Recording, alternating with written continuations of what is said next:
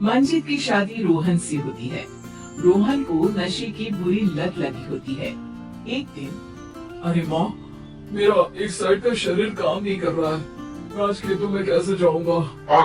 अरे बेटा, ऐसा ना बोल, तेरे पापा के जाने के बाद से तू ही घर चलाने का सहारा है। मैं डॉक्टर को बुला लाती हूँ।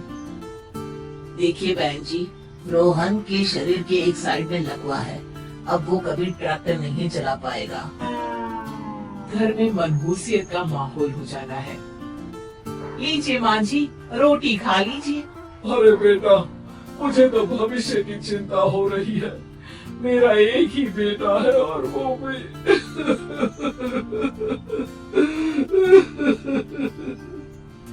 माँ जी, आप चिंता न करें, जब तक ये बीमार है मैं खेत जाकर काम कर लिया करूंगी।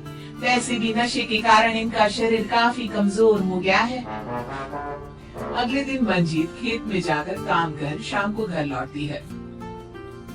ये ले बेटा, पानी पी ले। कैसा रहा काम का पहला दिन? माँ जी, काम तो ठीक है, लेकिन मैं अगर ट्रैक्टर चलाना सीख लूँ ना तो काम और भी आसान हो जाएगा। अरे बेटा, दुनिया क्या कहेगी कि औरत होकर ट्रैक्टर चला रही है? माँ जी, या तो हम दुनिया देख ले या अपना घर, कोई बात नहीं, जब ये ठीक हो जाएंगे तो सब ठीक हो जाएगा। अरे बहू, जरा बाहर तो आना। जी माँ जी। बहू, तेरे मामा जी आए हैं, तूने बुलाया था ना? हाँ माँ जी, वो मामा जी ना आज से मुझे ट्रैक्टर चलाना सिखा। मंजित मामा से ट्रैक्टर चलाना सीखती है। वो मन लगाकर खेतों में काम करती है।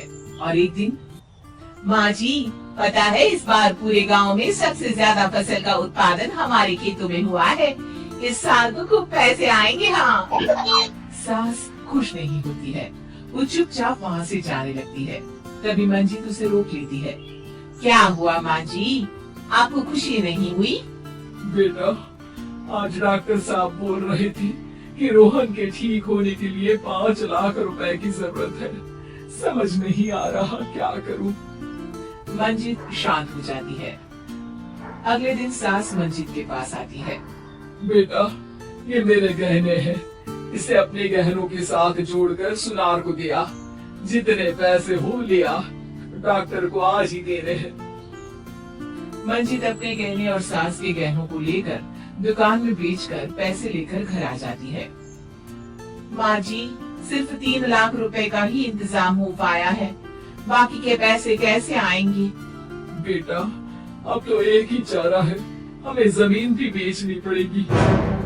माँ, खेत बेच देंगी तो खाएंगे क्या? अरे बेटा, कोई दूसरा चारा भी तो नहीं है। रोहन ठीक हो जाए तो वो मेहनत करके इससे भी बड़ी जमीन ले लेगा। सास बहू मिलकर खेत भी बेच देते हैं। अब पूरे पैसे लेकर सास डॉक्टर के पास जाती है। डॉक्टर साहब, ये लीजिए सारे पैसे, बस किसी तरह मेरे बेटे को ठीक कर दीजिए। आपका बेटा ठीक तो हो जाएगा, लेकिन 6 महीने का समय लगेगा। सास बहू सोच में पड़ जाते हैं कि अब तो कोई जरिया भी नहीं रहा जहाँ से उन लोगों को कमाई हो। अब कमाएंगे नहीं तो खाएंगे क्या?